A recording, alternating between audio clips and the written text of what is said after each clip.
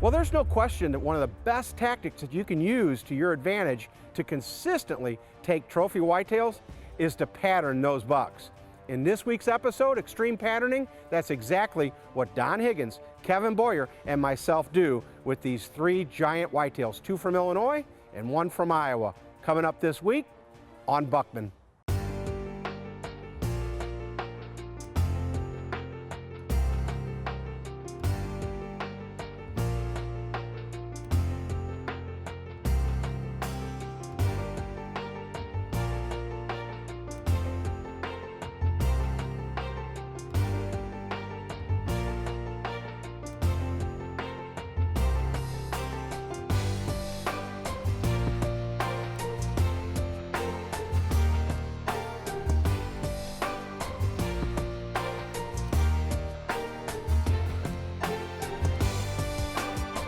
You might know me from my early years with Drury Outdoors, both in television and video. But what you don't know is I've worked hard all my life to bring you, the viewer, giant whitetails. That's why we created Buckman. Everyday working class hunters like you taking giant whitetails year after year, and our story behind each one of those deer that taught us a lesson. That's our passion, that's our lives, and that's why we are Buckman.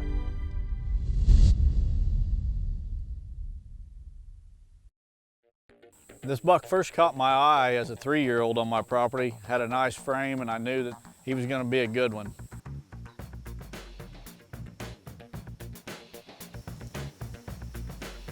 The next year he was 4 years old, and he made a good jump and antler score, put on about 20 inches. And as a 4-year-old, I passed this buck 13 times, got every single one of those on video, and found his sheds that winter. Scoring the sheds, he scored right at 170 inches. But as a 4-year-old, and he had a lot of points and some sticker points starting, I thought he had a chance to make a big jump and score again. As a 5-year-old though, he got a little smarter, I guess, because I only seen him twice that year from a stand, but both times he was close enough to shoot. So I got some good footage on those 2 occasions. But he didn't make the big jump and antler score that I was expecting. He was still in the low 170s. The year he was 6 years old is the year we had a major EHD outbreak in the Midwest. And I was getting his trail camera pictures early in the summer, but as the summer wore on, he just disappeared. And I was afraid that EHD had taken this buck. When season opened on October 1st, I wasn't even sure the buck was alive. I'd rolled the dice long enough and it was time to get serious about hunting. Well, I had to wait a couple days for the wind to be right to slip into the blind where I wanted to hunt 6x6x6. This blind overlooked a field of real world bedding in a bag. It's a blend of tall native grasses that deer just love to bed in. Early in the season with the EHD outbreak we just had, I decided to go after him as soon as season opened. And on my second hunt of the season, October 3rd, I thought I was going to get the buck killed. I watched him stand up in a field of real world wildlife seeds bedding in a bag that I've got planted on my farm, and stood up and slowly made his way across that bedding grass to a clover strip on the edge of that plot.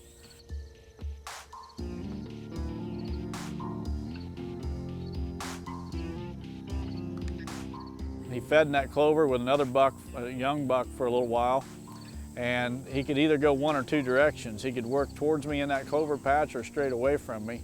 I was pretty confident he was going to come towards me.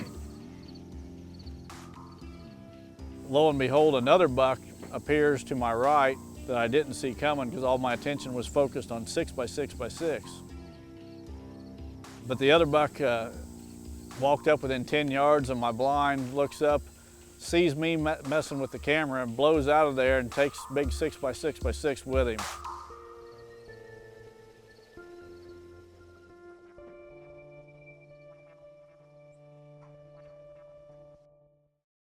Real World Wildlife Products presents Buckmen. Working class hunters, giant whitetails. Buckman is brought to you by Mossy Oak. It's not a passion, it's an obsession. Matthews, catch us if you can. Vortex Optics. Double B calls, American-made, custom-built, patented technology. Scientific Wildlife Products. Well, now that I confirmed that 6x6x6 was still alive, I was anxious to get back in the tree. I didn't have to wait long though, because on October 5th, the wind was perfect for that blind once again, and I slipped in for the evening hunt. Eventually I caught some movement to my right in the brush, and as I peered out the window of the blind, it was 6x6x6. I turned on the video camera and grabbed my bow.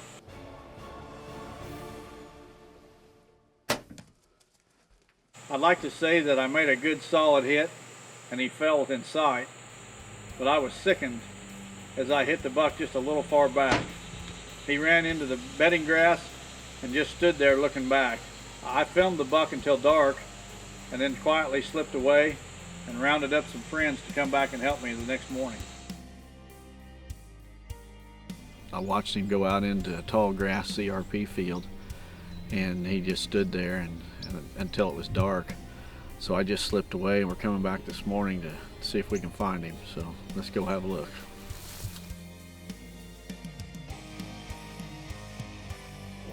And we found that buck within 50 yards of where I made the shot.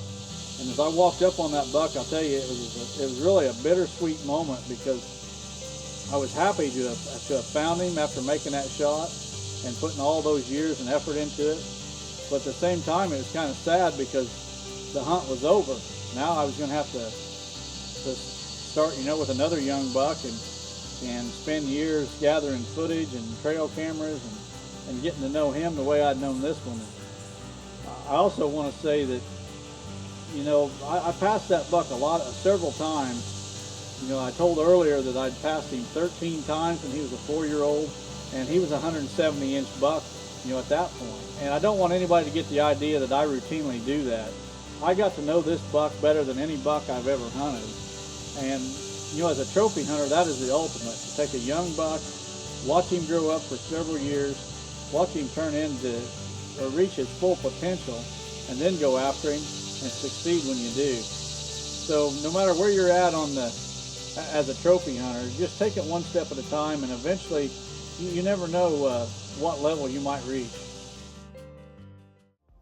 This episode's extreme patterning, and with today's technology with trail cameras and the techniques that have been learned over the years, there's a lot of things you can use to your advantage to help figure out the travel pattern of a deer or increase his movement in your area.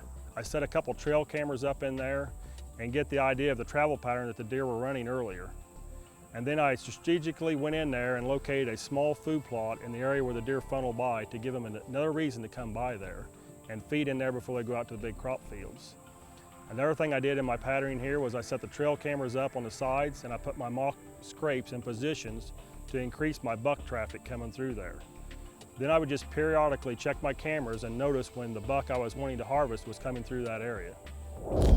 Coming in here to check one of my mock scrapes, what I like to do is put a pine branch. You can see I got a white pine branch I put up in here earlier in the year. I put a little bit of scent down here on the ground. As you can tell, there's been quite a few deer already hitting this scrape. There's a pretty good sized track in here. I've got a trail camera located over here behind me. I've got a picture of this buck. I call him Ned. He's coming through here making these scrapes. The does are coming in this food plot to feed. We got our stand site set up just back over the corner. Stand's about 35 yards from here, so where all the activity is for the scrapes, we got some rubs, we got food source, we got a kind of a bottleneck area here. We got everything we need to make sure that the deer funnel through this area, and we got pictures of Ned. That's the main thing. I feel like on these mock scrapes I design and build, with the scent in the dirt, with the branches there, when a buck goes in and smells and he can identify there's 5 or 6 other bucks in that area hitting that scrape, there's a good chance that mature buck's gonna want to come in there and hit that scrape more often and check it more often, because there's scent in there of more deer in his area. That's where I feel these pine branches and these mock scrapes really help out to increase the buck traffic in your area. All I needed was a north-northwest wind, cool temperatures, and I knew there was a good chance he'd be funneling down the edge of that piece of timber right there by the soybean food plot. The mock scrapes, everything he likes to hit, where the does tend to feed, every reason he needed to be in that position was going to happen, and I needed to be there that night. Okay, we're going into our spot to hunt tonight. As you can see, we got a field here of our Real World Wildlife Seed soybeans. You can hear the combine in the background. The farmers are really getting after it. They're getting the crops out. We got some big agricultural fields around here. But we got this little plot planted in the right place. It's right next to a bedding area. It goes in about 30 yards wide. It's got our stand set up right on the edge of it. This west wind tonight's gonna be perfect. It blows our scent out across the wide open fields. They can get up out of their beds and come right into that food source. We've got a reason for them to be here. We've got a reason to take them down with the Matthews. Let's go get it done.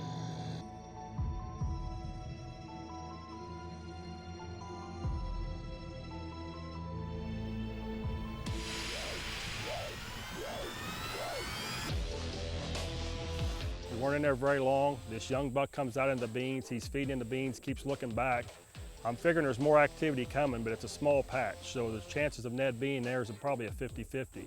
Looked over and here come a doe out in the beans. She fed for a little bit. And then shortly I hear some antlers in the limbs, and as I look back, I could just see a glimpse with my binoculars through the limbs of his feet scraping.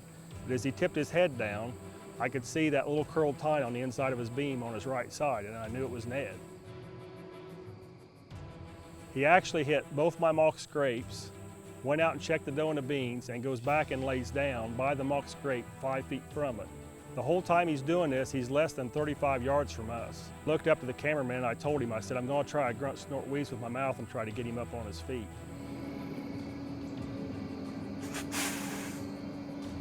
And he picked his ears up and looked our way, but he wouldn't get up out of his bed.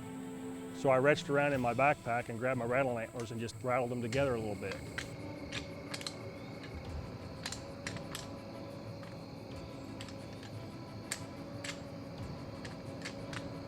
As soon as I did, he stood up. I told the cameraman, I said, he's up, he's coming this way, get ready.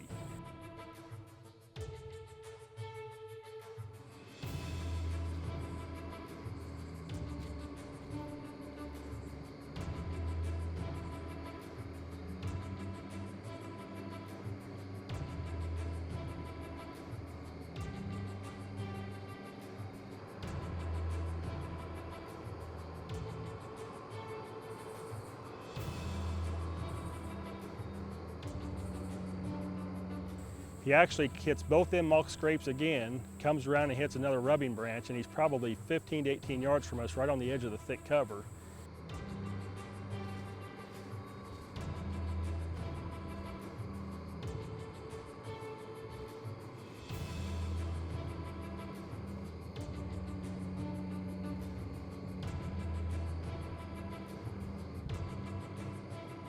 And he comes up and he stands right behind the thick mulberry tree that my trail camera's on. Now my trail camera's in position facing down at the mock scrape that he's getting ready to go hit, which is in the wide open area right in front of me.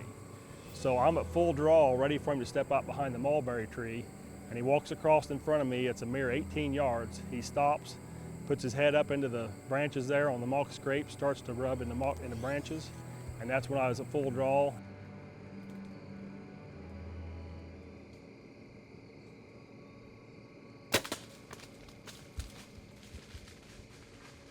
He's a good one, isn't he? Oh gosh. He come out and worked these mock scrapes that I had over here. He worked those scrapes off and on. A doe come out. He went back in, he bedded down. He finally got up, come through here. And I got pictures of him working that same bush, that same scrape right there. And he come down there and I just shot him. And he barreled out of here. I don't know how far he went. I didn't hear him crash.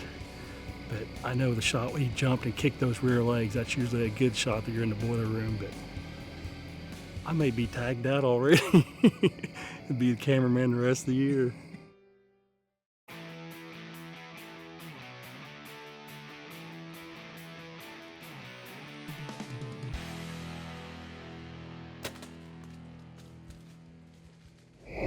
Got blood all over here. I don't see my arrow yet, but I'm pretty sure some of the blood's got some bubbles in it. I think it's a lung hit.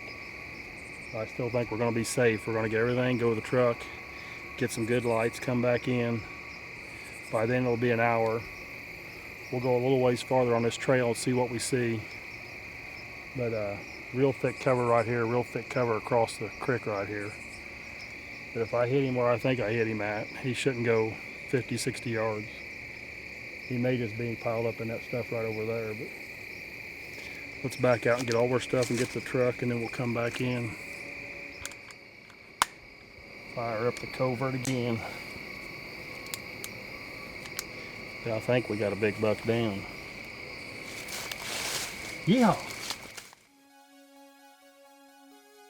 We actually brought the truck and come back the lane and pulled in by probably 200 yards from the stand site. We get out of the truck, we get our lights on. As we're walking back to the bean field, the food plot, to check for blood trail, we look down and there's blood right there at our feet. And I told him, I said, hold on. I said, let's start tracking right here. But as we get up to the front bumper of the truck where we have it parked, I look over in the brush right there, and not less than 10 feet from the front bumper of the truck, there lays Ned piled up in the brush right there. Right there. Right there. You couldn't have parked anybody. Right there he is. Holy smoke. To show the truck, we pulled up right here. Gonna walk in and track the deer, and he's 10 feet away. Just named him Ned earlier this year. Went right by one of my trail cameras. I'm sure we got some pictures of him. But my second buck of the year, a nice mature buck, and just tickled to death to get him. Mid-October, here we are, well, it's October 25th, so we're not even out of October yet. I've got my 2 buck tags filled on a couple 150-inch deer. I come in here thinking it would happen, but you know, how many times do you think that, and how many times does it really ever happen? It's a nice, big, mature buck. Well, the story of Lucky starts really by getting trail cam pictures of him on the farm, and you know, I got a small lease, 280 acres. Kind of had an idea by patterning him from one trail camera to another, what area he was liking to stay in, his little home core area, and that's exactly what happened last year. Dylan York was filming me when Lucky strolled in, and we didn't have a name for him. We just called him the Big 5x5 until this hunt.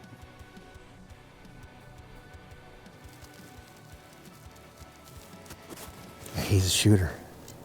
That's a shooter.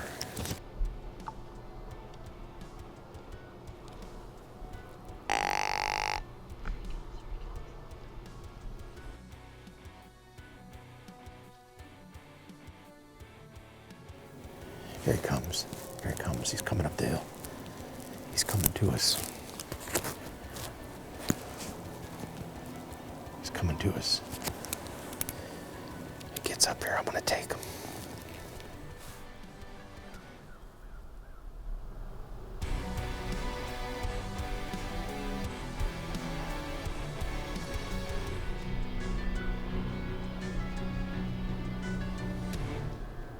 Lucky was coming up the hill, wind switched, and he got my wind and took off, and of course that's when Dylan York named him Lucky, and it was a fitting name, you know, because he was just getting ready to get an arrow sent his way on that hunt, no question. Well, the next year Lucky wasn't overly visible. I did get one trail cam picture of him, so I knew he was in the area.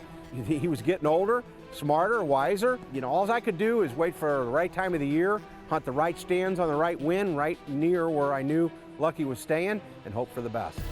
I think that's Lucky. I think it's Lucky.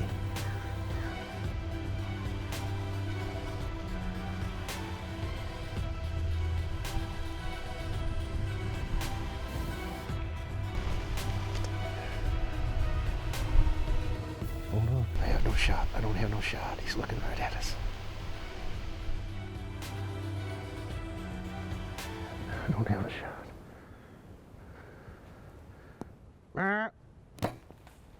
Well, we scoured that hillside that afternoon for Lucky, and unfortunately, no more sign.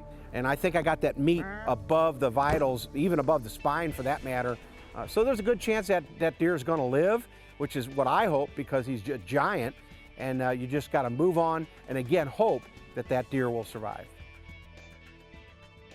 Well, fast forward to this past fall, I still felt like he was very cautious about traveling through that area because of him getting hit the previous year. Those big bucks will remember. Lockdown is getting ready to end, so we're just coming off the peak.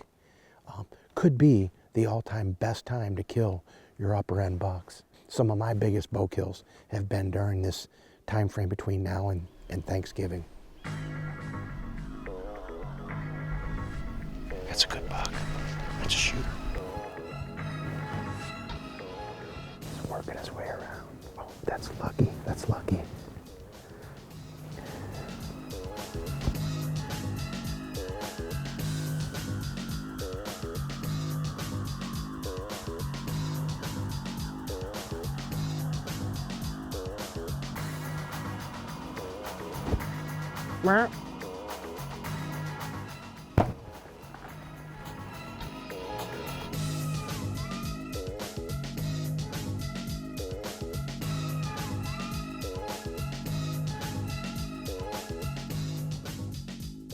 Are you dedicated enough to become part of the Buckman film team?